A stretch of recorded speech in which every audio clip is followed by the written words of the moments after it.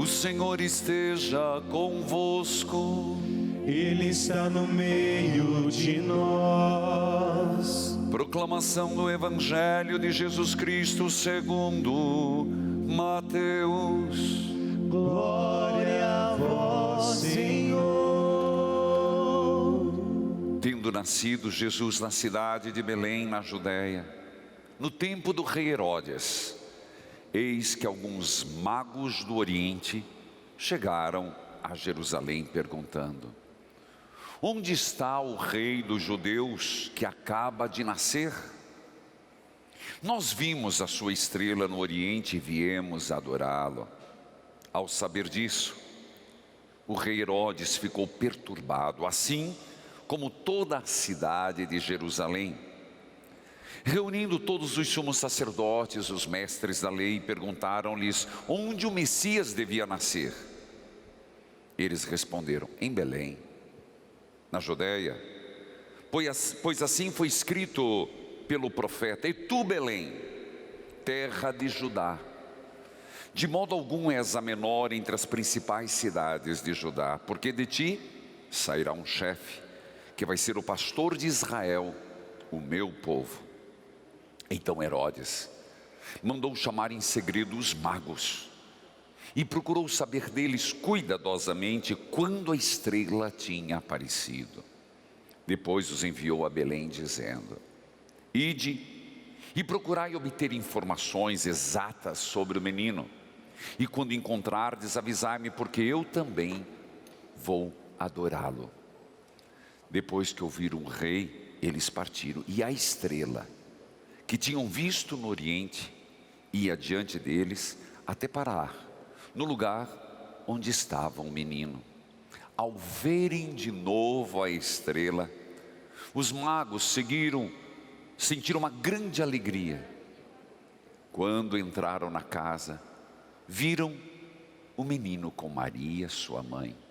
Ajoelharam-se diante dele e o adoraram. Depois abriram os cofres e lhes ofereceram presentes: ouro, incenso, mirra. Avisados em sonho, para não voltar Herodes, retornaram para a sua terra, seguindo outro caminho. Palavra da salvação. Glória a vós, Senhor. Que a palavra de Deus perdoe os nossos pecados. Amém.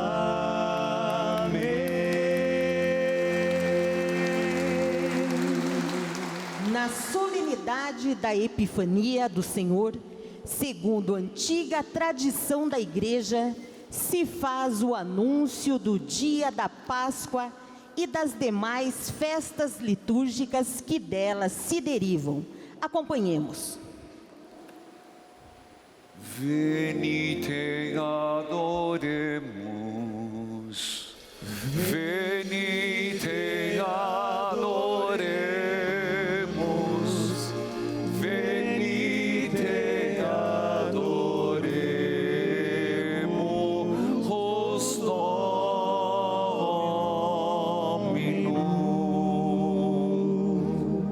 venite adoremos. Venite adoremos. Venite adoremos Dominum.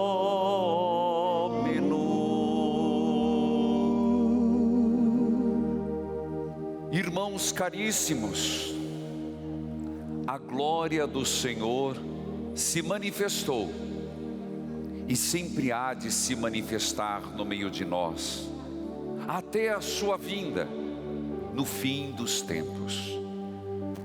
Nos ritmos das variações do tempo, recordamos e vivemos os mistérios da salvação.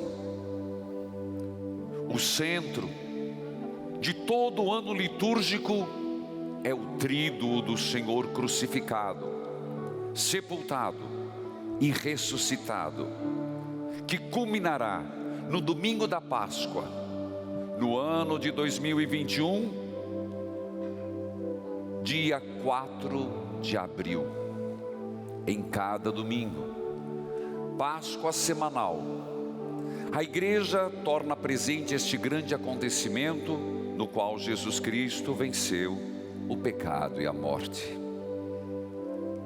Da celebração da Páscoa do Senhor, derivam todas as celebrações do ano litúrgico.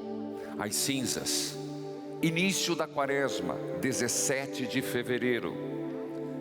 A Ascensão do Senhor, dia 16 de maio. Festa de Pentecostes, 3 de maio. O primeiro domingo do Advento, no dia 28 de novembro. Também nas festas de Santa Maria, Mãe de Deus, dos apóstolos, dos santos e santas, e na comemoração dos fiéis defuntos, a igreja peregrina sobre a terra proclama a Páscoa do Senhor. A Cristo que era, que é e que há de vir, Senhor do tempo e da história, louvor e glória pelos séculos dos séculos. Repitam: a Cristo que era, A Cristo que era, que é e há de vir, que é e há de vir, Senhor do tempo e da história, Senhor do tempo e da história. louvor e glória pelos séculos dos séculos. Amém. Louvor e glória pelos séculos dos séculos. Amém. Venite adoremos, venite adoremos, venite adoremos os Dominus.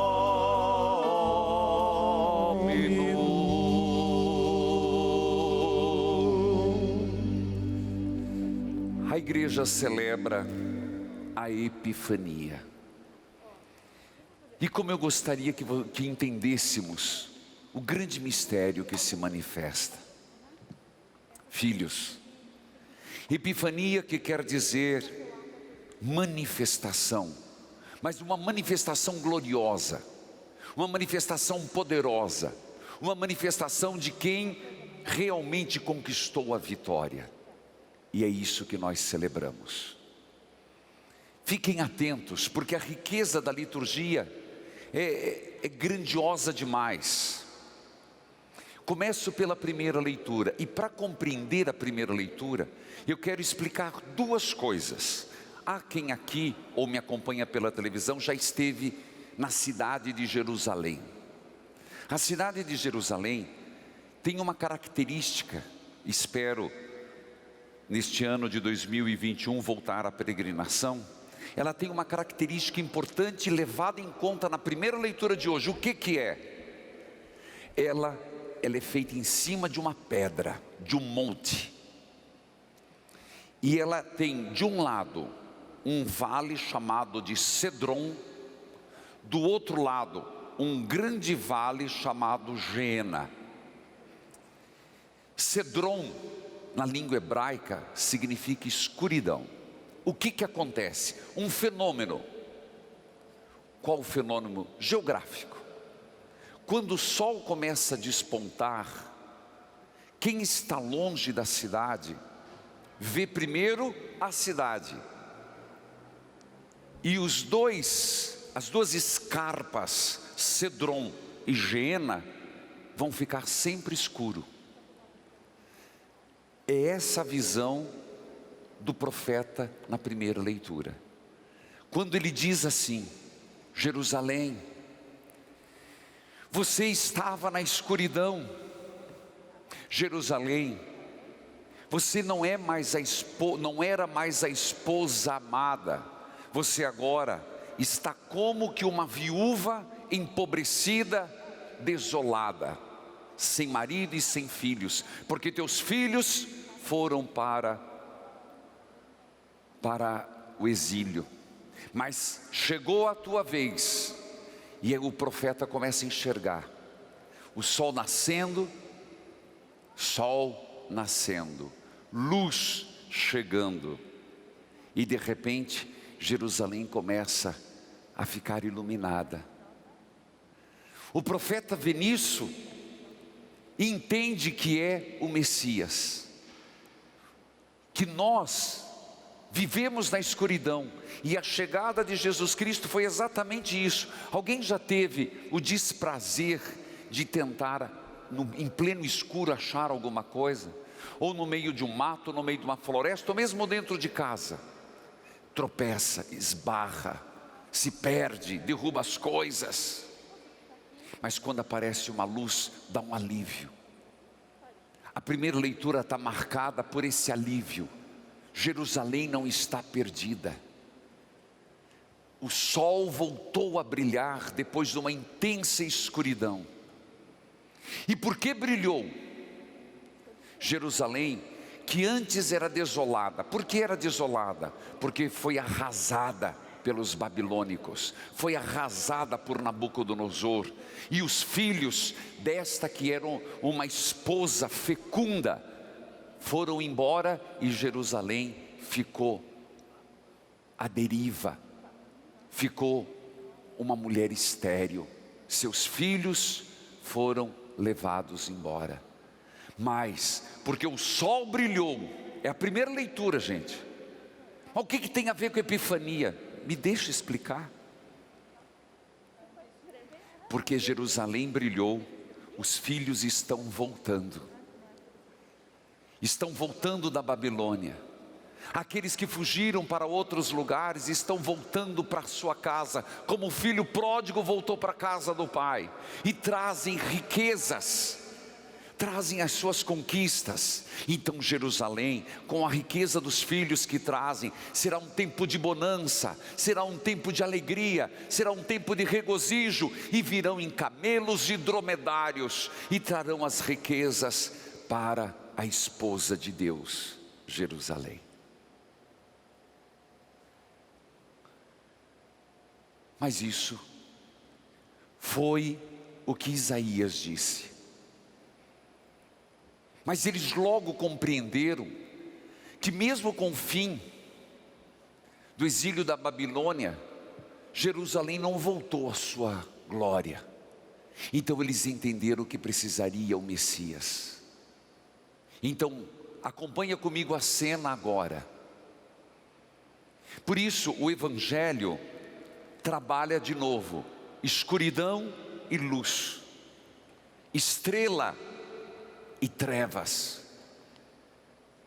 Todos nós sabemos que no dia 6 se celebra os 3 reis magos, e é comum.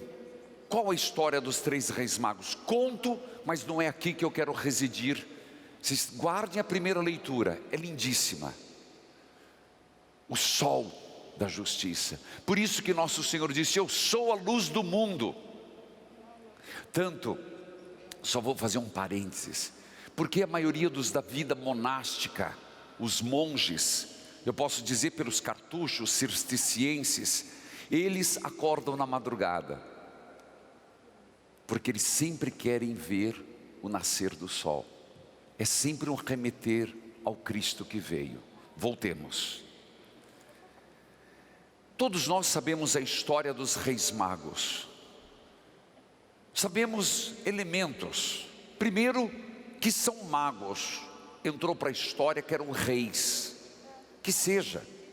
Se colocou que eram reis, na Bíblia não está, para mostrar que eram pessoas poderosas, que eram pessoas que traziam com eles um continente. A tradição diz que um era amarelo, um era negro, o outro era branco, para lembrar as diversas raças. Mas não é essa a profecia? A primeira leitura, que de todas as terras estariam riquezas. Depois, a tradição diz que era Baltazar, Melquior e Gaspar. Não é bíblico, mas isso pouco importa.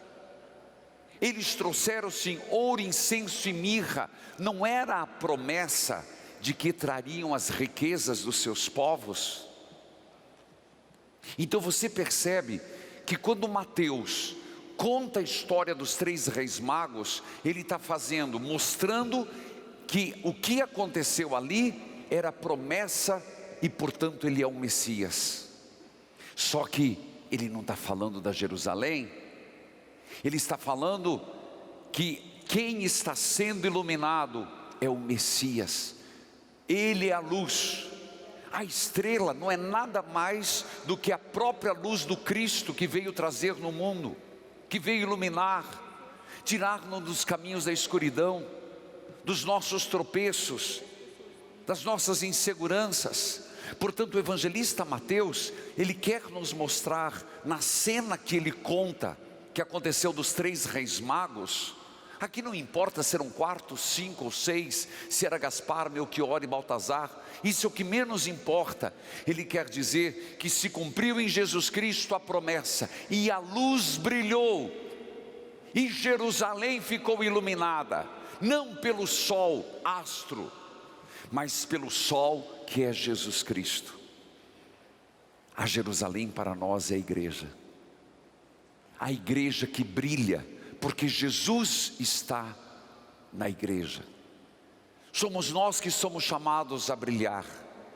Então veja a riqueza da liturgia de hoje, a riqueza que se celebra hoje, de Jesus Cristo, aquele que, tendo nascido, ele converge para ele todos os povos, não importa a raça.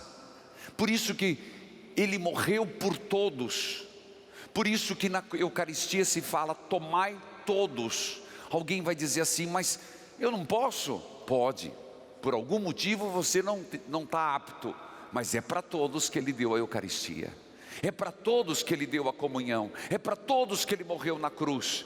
E acredite, meus irmãos, o que é que nosso Senhor quer? Ele quer que todos os povos, acredite no que eu estou dizendo, se você olha pelo globo terrestre, todos os povos se voltem para Ele. Ele é a luz de convergência. Filhos queridos, a igreja vive assim. Por isso, talvez vocês ficaram perplexos, e a comentarista disse, porque é esse o sentido daquela luz que iluminava Jerusalém, da luz que brilha a partir de Jesus, que tem essa celebração, esse anúncio. Você percebe que no dia da Epifania, nós começamos a mostrar que o ano inteiro de 2021 está centrado em quem? Na luz, Jesus. Está centrado no sol, Jesus Cristo. Por isso começa a dizer que o centro de tudo, a festa maior, a Páscoa, a partir da Páscoa, a partir de Jesus Cristo, a nossa vida litúrgica, a nossa vida do cotidiano, é assim que é um cristão, é assim que é a igreja. Nós vivemos e nos movemos em Cristo, as nossas festas são a partir do Cristo, a nossa alegria é a partir do Cristo, a nossa programação, olha que coisa linda, a nossa programação, até o calendário, isso que foi pensado pelo Papa Gregório, quando teve a grande mudança dos calendários, tudo gerando em torno do Cristo. Primeiro a Páscoa, Cristo, antes a Quaresma, marcando até a data, 17 de fevereiro, a ascensão, de quem que é a ascensão? Do Senhor, 16 de maio, Pentecostes, 23 de maio, domingo do Advento, 28 de novembro, e continua. E é a partir do Cristo, este sol, esse comprimento da luz, que se marca, está aqui, a festa da Santa Mãe de Deus, dos apóstolos, dos santos, das santas, celebrando cada domingo uma pequena Páscoa. Meus irmãos, se nós entendêssemos que quando eu e você entramos nesse mistério do Cristo, a nossa vida fica em torno dele. E você vai dizer, mas eu não, é pouco. O que seria da terra se ela mudasse um milésimo que seja para um lado ou para o outro em relação ao sol? O que é a nossa Via Láctea dentro e os outros astros dentro do sol? É o equilíbrio. O sol dá o equilíbrio de noite e dia, calor, frio. E nós sabemos, e não precisamos ser grandes estudiosos do assunto, que com uma mudança, o se recusar de estar na órbita do sol, significaria ou morrermos queimados, ou morrermos congelados. Filhos, hoje, o dia da Epifania, a grande mensagem, e eram magos. O que quer dizer magos? Não é que mexe com as coisas que não prestam, não. Eram homens voltados para as coisas divinas, para os astros. Eles reconhecem e vão a Jesus. Eu digo que alegria, eu digo como padre, mas você como cristão, eu sei que tem tanta gente aqui que vive em torno da igreja, que vive em torno do Cristo. Isso é uma bênção, isso é uma maravilha. E quando alguém te criticar e falar, mas você vive para a igreja, você vive para essas coisas, lembre, o que seria da terra se não andasse na órbita do sol? O que seria minha vida se não for andar na órbita do Cristo, na órbita do Senhor? Ah, meus irmãos, é verdade, eles ofereceram ouro, incenso e mirra, porque diz que as caravanas voltariam a Jerusalém trazendo o comércio. Então quando os filhos vêm para a casa do pai, o filho pródigo não trouxe nada, só arrependimento e remorso. Mas mesmo assim, a grande riqueza estava na sua volta. A grande riqueza da igreja, que Cristo instituiu, é a diferença de raças e culturas. Não é para refutar aquilo que é bonito, aquilo que é belo, aquilo que é nobre de cada cultura, aquilo que é edificante de cada cultura. Isso nós temos que trazer nessa nova Jerusalém que é a igreja. Não é uniformidade. Nós devíamos pegar aquilo que temos de melhor e oferecer o ouro, incenso e mirra. O ouro, o incenso e a mirra têm um significado muito próprio. O ouro da divindade, a mirra da humanidade, que é uma erva, e o incenso, que é fruto que é uma resina, significa a divindade. Filhos queridos, eu digo, ninguém é tão rico que não precise de alguma coisa. Ninguém é tão pobre que não tem nada a oferecer. Então eu te pergunto, e pela alegria, por isso Epifania, a alegria que eu tenho de girar em torno do Cristo, a alegria que eu tenho de ter alguém que me atrai, alguém que me ilumina, alguém que não me deixa viver na escuridão, isso é um motivo de alegria. Do contrário, o Evangelho nos falou de Herodes. E se você voltar ao Evangelho, pode olhar no aplicativo da obra, fala de luz, de estrela brilhando e não brilhando. Na casa de Herodes não brilhava a estrela, porque lá no coração dele, ele não aceitou Jesus. Na casa de Herodes continuava a escuridão. E quando os magos lá entraram, eles perderam o horizonte do caminho. E nós sabemos que Herodes não aceitou Jesus por ciúme, inveja, por medo. Está a tempo de nos deixarmos atrair por Jesus. É tão impressionante, repito, nos deixarmos atrair por Jesus. Repito porque é importante, não é muito esforço. Deus é tão bom, Jesus é tão bom, e a ação de Deus é tão gratificante em nossa vida, que é como um imã que atrai. A gente não precisa de esforço, é só se abrir. De novo, Como o sol, a terra é atraída, a lua atraída pela terra, pela sua gravidade. Eu diria assim: por que eu quero fazer o meu próprio caminho? Se eu me deixar conduzir pela igreja, se eu me deixar conduzir por essa nova Jerusalém, eu estou seguro em torno do Cristo. Eu queria que ninguém aqui oferecesse ouro, nem incenso, nem mirra. Queria que você dissesse para Jesus: Senhor, eu te entrego a órbita da minha vida. Só isso. Eu te entrego, Senhor,